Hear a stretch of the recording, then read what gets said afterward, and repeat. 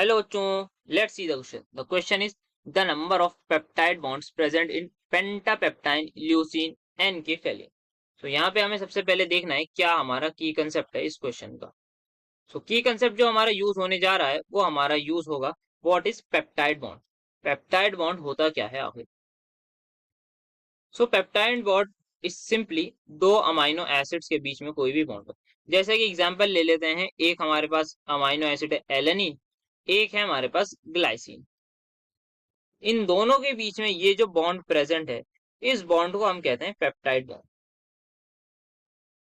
और इसको हम पेप्टाइड बॉन्ड भी कहते हैं and it is actually an amide bond. ये हमारे पास होता है एक अमाइड बॉन्ड. अब हमने बताया गया है पेंटापेप्टाइड है ल्यूसीन एन की फैली. तो ये सबसे पहले होता क्या है, किन किन अमाइनो एसिड से बना होता है वो देखते हैं. तो ये बना हुआ होता है, इसका सीक्वेंस कुछ इस तरीके से होता है. हमारे पास होता है टायरोसिन, इसकी शॉर्ट फॉर्म में हम TYR लिखते हैं. टायरोसिन देन अटैच होता है हमारे पास ग्लाइसिन से. Glycine is further attached with glycine and then glycine हमारे पास अटैच होता है फिनाइल एलेनिन से एंड देन फाइनली ल्यूसिन से.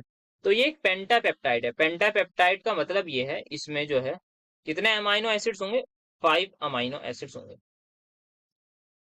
अब यहाँ पे बात आती है पेप्टाइड बॉन्ड्स कितने होंगे. यहाँ पे इन्होंने पूछा है नंबर ऑफ पेप्टाइड बॉन्ड.